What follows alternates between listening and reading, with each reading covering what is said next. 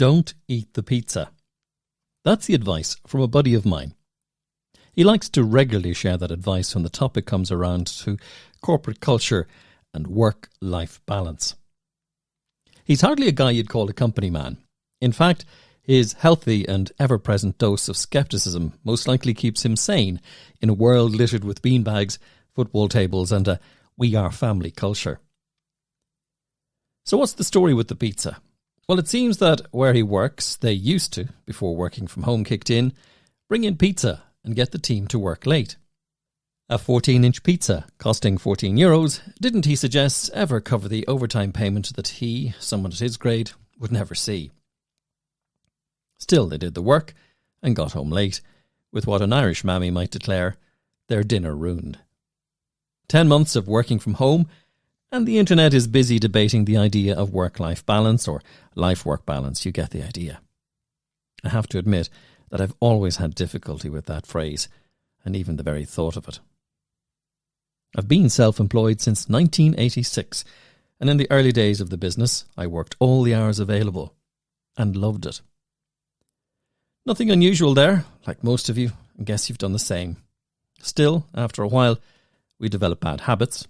Having a home office for the last 36 years, I've always had the opportunity to work late or early and to find myself doing work outside the 9 to 5. And for the most part, it's paid off. An important point to note with that way of working is, of course, choice.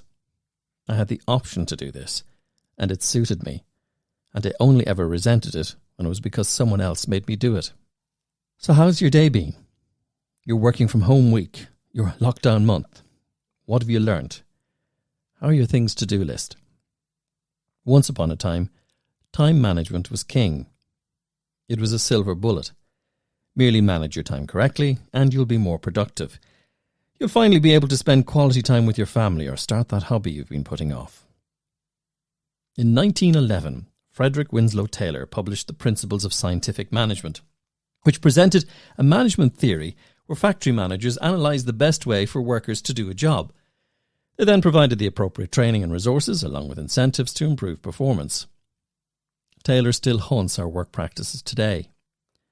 Strangely enough, what came before Taylor and the Industrial Revolution was we all worked from home, and work-life balance came naturally to us.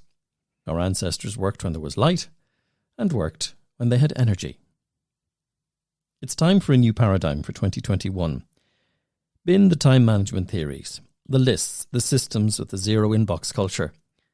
If we've learnt anything this year, it has to be that energy management is more critical. Recognising that we're both generators and consumers of our own personal energy, and that if we regulate and manage that instead, then we're closer to that holy grail of balance. When it comes to time management, we're fed the same advice over and over again. Even worse, it suggests that there's a one-size-fits-all time management strategy out there. As a result, we blindly follow these time management tips that aren't always effective, which cause stress and decrease productivity. Time management may be an excellent system for a machine, but for us as emotionally driven humans, we need to take account of our energy levels. Being prolific is not about time management. There are a limited number of hours in the day, and focusing on time management makes us more aware of how many of these hours we waste. The skill for 2021 has to be instead focus. Emotional intelligence expert Daniel Goleman, in his latest book Focus, shares some excellent insight into this internal dilemma. Emotional intelligence begins with self-awareness, getting in touch with your inner voice. Cognitive control is the scientific term for putting one's attention where one wants it and keeping it there in the face of temptation to wander. Practically every form of focus can be strengthened. What it takes is not talent so much as application. Inner focus refers to self-awareness and self-management. How well can we tune into our guiding values, know our strengths and limits, which in turn gives us a real sense of self-confidence, and also handle our distressing emotions so they don't interfere with getting things done. Marshal our positive emotions to stay motivated in working towards our goals and bounce back from setbacks. Other focus describes how well we attune to people our empathy, which allows us to understand how people perceive things, how they feel, and what we can do to help them to be their best. And tuning into others this way provides the basis of skills and competencies like motivating employees, persuasion and influence, negotiation and conflict resolution, and increasingly teamwork and collaboration. Outer focus has to do with how well we can sense the considerable forces that shape our world, whether organisational dynamics, like whose opinion matters most for a decision, or economic forces such as how new technology will change a market. Outer awareness allows a leader, for example, to formulate a winning strategy that anticipates what's coming. Well, that's all the theory there. So what did you notice? I bet as I was reading that to you, you lost focus.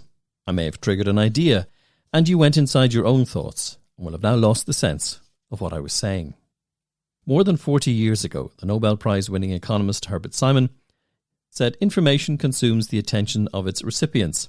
Hence, a wealth of information creates a poverty of attention. We all do it, but we find it harder to remain focused if we're distracted. And you don't need me to give you the talk about the phone in your hand. Let's leave that as said. The other big distractor is summed up by the HALT model. Hungry, angry, lonely, and tired. There's the payoff for sticking with me this far. For 2021, stay focused by satisfying your physical and emotional hunger. Regulate and become aware of your emotional state. Build up a support network of people that you can talk to and listen to. Find your tribe and get back into the habit of adequate sleep. That's a podcast in itself. 7.5 hours of good quality sleep every night, and you're on your way to being able to function as a balanced, coherent human being. So, where do you stand on pineapple on pizza? Well, that's for another day. If you're planning some off time for the holidays, enjoy. And if you're using the downtime to catch up on work, enough said.